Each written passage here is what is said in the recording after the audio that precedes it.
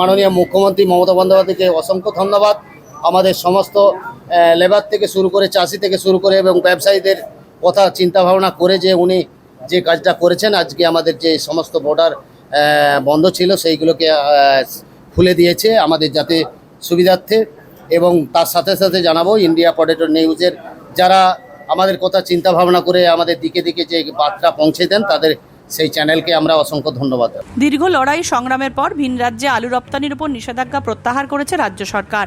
গতকাল বিকেলে নবান্নে আলু ব্যবসায়ী ও হিমঘর মালিকদের সঙ্গে বৈঠকে বর্ডার খুলে দেওয়ার সিদ্ধান্ত নিয়েছে সরকার। এই ঘোষণার পরেই আলু নামতে শুরু করেছে হিমঘরে, শুরু হয়েছে ঢালাই বাছাই।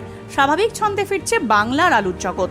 নমস্কার, আপনারা দেখছেন ইন্ডিয়া পটেটো নিউজ। আর আজ আমরা আলুর গ্রাউন্ড রিপোর্ট নিতে চলে এসেছি পশ্চিম মেদিনীপুরের গড়বেতা থানার চমকাইতলা এলাকার শুভ সৌম্য কোল্ড স্টোরে। চলুন এখন এখানকার আলু চাষী ও ব্যবসায়ীদের সঙ্গে কথা বলে জেনে নিই রফতানি নিষেধাজ্ঞা প্রত্যাহারের সিদ্ধান্তে কতটা খুশি তারা। পাশাপাশি জেনে নেব চমকাইতলার আজকের আলুর দাম, আলুর নিকাশি তথা এই চমকাইতলা মোকামের আলুর বর্তমান পরিস্থিতি ঠিক কি আছে।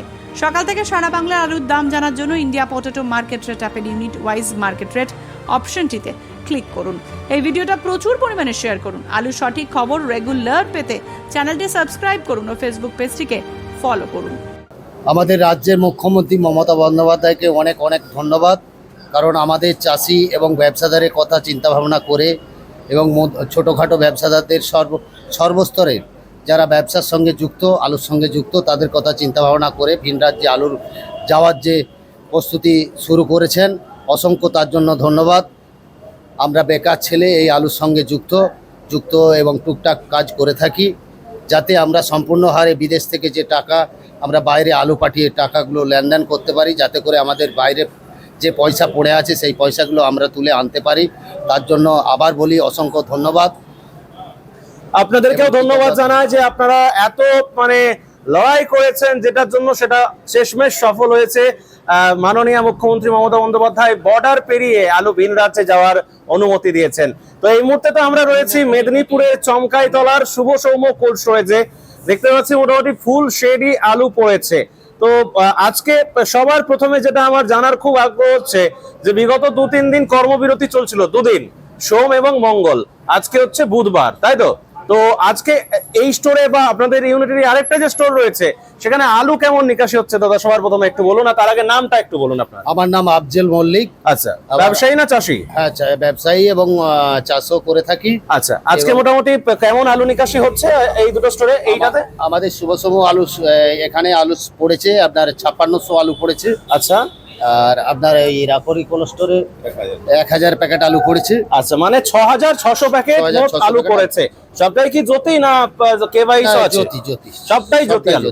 আচ্ছা, এবারে যেটা মেইন প্রশ্ন হচ্ছে যে দাম, আলুর দামের বিষয়টা। দাম তো মনে হয় কমে গেছে নাকি? দাম কলকাতা ডালা যেটা আমরা এখানে বেচে থাকি সেটা হচ্ছে 1150 থেকে 60 টাকা। আচ্ছা, আর আপনার যেটা গড় আলু সেটা 2200 থেকে 2220 টাকা। আচ্ছা, আর এটা জ্যোতি ছাড়া আর কি কেওয়াইসি কি আজকে একটু করে টুকটাক হয় এখানে, কেওয়াইসিটা খুবই কম। আচ্ছা, আর এমনি বন্ডের কেমন দাম আছে? বন্ডের দাম ওই 70 থেকে 75,000 টাকা, 1,70,000 থেকে 75,000 টাকা। এটা জ্যোতি আলু। আর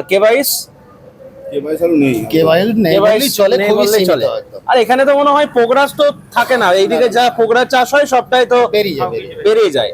এই এলাকাটা তো আপনারা বোধহয় গড়বেতা থানা না? এটা গড়বেতা থানা, মেদিনীপুর এবং হুগলির ঠিক বর্ডার এরিয়ার মধ্যে এই স্টোরটা পড়ছে, শুভ সৌম্য যেটা কোল্ড স্টোরেজ রয়েছে। তো নর্মাল দিনে আগে ধরুন মাসখানেক আগে বা মাস 2 আগে নর্মাল দিনে যেমন আলু পড়তো, তার থেকে কি আজকে বর্ডার খোলার আনন্দে বা 2 দিন কর্মবিরতি তার থেকে একটু বেশি আছে? একটু বেশি আছে। এমনি এভারেজ দিনে কেমন আলু পড়ে? মোটামুটি ধরুন 4000 4500 এইরকম নরমাল আলু পড়ে। 4-4.5 প্যাকেট পড়ে এই স্টোরে। আচ্ছা, এই দুটো স্টোরে মোটামুটি কেমন লোড হয়েছিল আর আনলোডটা একটু বলতে পারবেন? মোট কত লোড হয়েছিল কোনটায়? মোট লোড হয়েছিল এটা হচ্ছে 6 লাখ, আর ওইটা 3,80,000 মতো। আচ্ছা, প্রায় 9,80,000 প্যাকেট আলু দুটো স্টোর মিলিয়ে লোড হয়েছে আগের মাস পর্যন্ত। নিকাশি কেমন হয়েছিল দাদা? নিকাশি প্রায় দুটো স্টোর মিলে হাফ হয়ে গেছে। আচ্ছা, এইটাতে কেমন নিকাশি হয়েছিল? এইটাতে আগের মাস পর্যন্ত পার্সেন্টেজ বলা যাবে? আর যদি আপনার 100% ধরা যায়, আপনার মিনিমাম 45% আলু নেমে গেছে। আজকের দিন পর্যন্ত নিয়ার অ্যাবাউট 45% আলু নিকাশি হয়ে গেছে। আচ্ছা, গতকাল তো মানে বর্ডারে গাড়ি যাওয়ার তো কোনো ব্যাপার ছিল না, যেহেতু দুদিন কর্মবিরতি না, ছিল। না, না, আজকে থেকে কি মানে মনে হচ্ছে যে আলুর গাড়ি মানে নিশ্চিন্তে?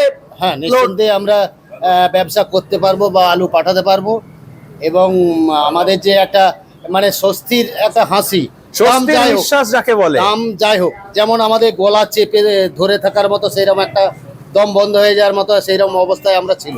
যাই হোক, আমি আবার জানাবো যে মাননীয় মুখ্যমন্ত্রী মমতা বন্দ্যোপাধ্যায়কে অসংখ্য ধন্যবাদ।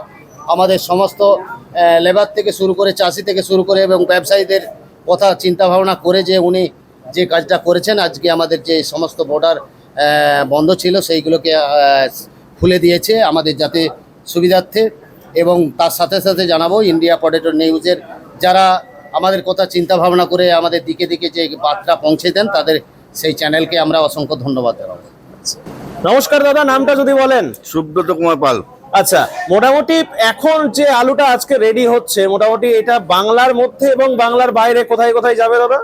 আমাদের বেশিরভাগটা উড়িষ্যা, ঝাড়খণ্ড, আচ্ছা। আর কিছু কিছু যেগুলো ভালো মোটা দানার আলু বা কলকাতার উপযুক্ত আলু সেগুলো কলকাতা যায়। আচ্ছা আর পূর্ব মেদিনীপুরে কিছু মোটা দানার আলুগুলো যায়। আচ্ছা, বেশিরভাগ আলুটাই ঝাড়খণ্ড, বিহার, উড়িষ্যা, বেশিরভাগ আলুটা যায়, এই সমস্ত এলাকাগুলোতে যায় তো- বেশিরভাগটাই। আচ্ছা, আজকে বা গতকাল সন্ধ্যায় এই খবরটা প্রচার হওয়ার সঙ্গে সঙ্গে ওড়িশা বা অন্যান্য যে সমস্ত ভিন রাজ্য আছে সেখানেতে অর্ডার কেমন হয়েছে আলুর? শুনুন না, আগে দিদিমণি যখন দীর্ঘ 1 মাস হলো আমাদের উড়িষ্যা বর্ডার ঘিরে ঘিরে ঘিরে ঘিরে রেখে 4 দিন 5 দিন 7 দিন বাদে আলুগুলোকে বর্ডার থেকে ছেড়ে 25,000 30,000 40,000 50,000 60,000 টাকা নিয়ে গাড়িগুলো যখন উড়িষ্যা বর্ডারে ছেড়েছে, সেই আলুগুলো অধিকাংশই পচে নষ্ট হয়ে গেছে। এবং পচার পেছনে, আলু পচে যাওয়ার পেছনে সরকার দায়ী। কারণ পশ্চিমবাংলার অধিকাংশ মানুষ কৃষিজীবী, কৃষি কার্যের উপর নির্ভর করে তারা বা জীবিকা নির্বাহ করে, বা এটা তাদের মানে কর্ম বা বৃত্তিও বলা চলে। আলুর দাম যখন বেড়ে যাচ্ছে, তখন মাননীয় মুখ্যমন্ত্রী মমতা ব্যানার্জির আলুর দাম যখন বেড়ে যাচ্ছে, তখন দিদির নজরে পড়ে যাচ্ছে। আর যখন কোনো আলুর দাম ধাপে ধাপে কমে যাচ্ছে, তখন তাদের নজরেই আসে না। তারা এই কৃষক বন্ধুর উপর নজরই দেয় না। তাহলে পশ্চিমবাংলার প্রায় 70 কেন 80% মানুষ কৃষিকার্যের উপর নির্ভরশীল। আলুটা প্রধান শস্য, সেই শস্য বা দীর্ঘ কঠিন এবং কঠোর পরিশ্রমের মধ্য দিয়ে তারা মাথার ঘাম পায়ে ফেলে তারা নিজেদের জীবনযাত্রা নির্ভর করে। ছেলে মেয়েদের পড়াশোনা, বিবাহ, বাড়িঘর সব কিছু রুজি রোজগার বলতে আলু। একদম তাহলে হ্যাঁ, দিদি বা মাননীয় মুখ্যমন্ত্রী মমতা ব্যানার্জি যদি আলুর উপর যখন দাম বেড়ে যায়, তখন ভিন্ন রাজ্যে আলু যা বন্ধ করে দিচ্ছেন। আর যখন আলুর দাম কমে যাচ্ছে, তখন কোনো কর্ণপাতই নিচ্ছেন না। এটা দ্বিচারিতা হয়ে যাচ্ছে বলে আমার মনে হয়। উনি কি পশ্চিমবাংলা কথা অনেক ভেবেছেন, অনেক কিছু করেছেন, মানে প্রতিটা মানুষের জন্য তিনি আজকে সকলের কাছে জনপ্রিয় হয়ে রয়েছেন, জনপ্রতিনিধি হিসাবে চিহ্নিত হয়েছেন। কিন্তু আলু আজকে যদি বাইরে না যেতে দেয়া হয়, এই যে 1 মাস বন্ধ রাখলেন, আমাদের পশ্চিমবাংলার কর্মসংস্থানের অভাবে সাধারণ বেকার ছেলেরা তারা আলুর উপর নির্ভরশীল করে ব্যবসা করে, আলুর উপর ব্যবসা করে তারা নিজেদের জীবন জীবিকা, রুজি এবং অন্যান্যভাবে সৎভাবে বেঁচে থাকতে চেষ্টা করছে। সুব্রত দা, আপনার কথা শুনে বুঝতে পারছি আপনার মনে অনেকটা ক্ষোভ জমেছিল, কিন্তু এই যে গতকাল উনি যে আশ্বাস দিলেন বা বলেছেন আলুর গাড়ি নির্দ্বিধায় আজ থেকে ভিন রাজ্যে যাবে, এই বিষয়টা কোন চোখে দেখছেন? যা হয়েছে ওটা ছেড়ে দিন, ওটা এখন বাদ দিন, আগামী দিন ভাবুন। উনি যে কালকে যে পথটা অবলম্বন করেছেন, এই পথটা যদি বহাল থাকে বা বহাল রাখার জন্য অনুরোধ করব, তাহলে কৃষক থেকে আরম্ভ করে বেকার ছেলের থেকে আরম্ভ করে সব বন্ধুরাই বেঁচে থাকবে এবং আগামী দিনে দিদিও বেঁচে থাকবেন। তার কারণ হচ্ছে দিদির উপর এই আলুকে বাইরে না যেতে দেওয়ার জন্যে সাধারণ মানুষের, পশ্চিমবাংলার মানুষের অনেক ক্ষোভ বিক্ষোভ অভাব অভিযোগ এসে দাঁড়িয়েছে। যদি এরা স্বাভাবিকভাবে সচ্ছল দৃষ্টিভঙ্গি দিয়ে যদি না দেখেন, তাহলে ভবিষ্যৎ এই পশ্চিমবাংলার মানুষের আর্থিক অভাব বা অনটন হয়ে দাঁড়াবে। তাই এদিকে তাকিয়ে বলুন। আমি সকল রাজনৈতিক নেতৃত্বকে অনুরোধ করে বলবো যে পশ্চিমবাংলার কৃষক বন্ধুরা যে আলু চাষ করে, সেই আলু সব সমান হয়নি। সেই জন্যে কোনো আলু ছোট হয়, কোনো আলু বড় হয়। যেগুলো বড় আলু সেগুলো কলকাতা, পূর্ব মেদিনীপুর বা অন্যান্য জায়গায় যায়, আর যেগুলো ছোট আলু বিক্রির অনুপযুক্ত, সেই আলুগুলো আপনার ভিন্ন রাজ্যে উড়িষ্যা, বিহার, ঝাড়খণ্ডে বিক্রি করতে হয়। এই ছোট বা কমা আলুগুলো যদি বাইরে বিক্রি করতে না দেওয়া হয়, তাহলে স্টোরে আলু মজুত হয়ে যাবে। তাই এই শিল্পকেও যদি বাঁচিয়ে রাখতে হয়, তাহলে এই অনুপযুক্ত আলুগুলোকে বাইরে যাওয়ার অনুমতি অবশ্যই দিতে হবে। অবশ্যই অবশ্যই। গতকাল মাননীয় মুখ্যমন্ত্রী মমতা ব্যানার্জি সর্বস্তরে বা ব্যবসার সঙ্গে যুক্ত তাদেরকে দেখে আলোচনা মাফিক একটা সিদ্ধান্ত করেছেন যে আলুর দাম যেন সঠিক থাকে এবং বাইরে যাতে আলুটা সঠিকভাবে যেতে পারে, তার জন্যে উনি বলেছেন। আমরাও সর্বসম্মতিক্রমে সবাই মিলে ওনাকে আমরা সহযোগিতা করেছি। যদি আলু কিছুদিন আগে যে বন্ধ করে দেওয়া হয়েছিল বাইরে যাওয়ার জন্যে, সেই কিছু কিছু মানুষ সে বাইরে নিয়ে গিয়ে বেশি রোজগার করেছে, আবার কিছু কিছু মানুষ আলু নষ্ট হওয়ার জন্যে অনেক ক্ষতিগ্রস্ত হয়েছে। তা এই বর্ডারটা খুলে দেওয়ার জন্যে আলুর গতি প্রকৃতির দাম একই থাকবে বলে মনে হয়।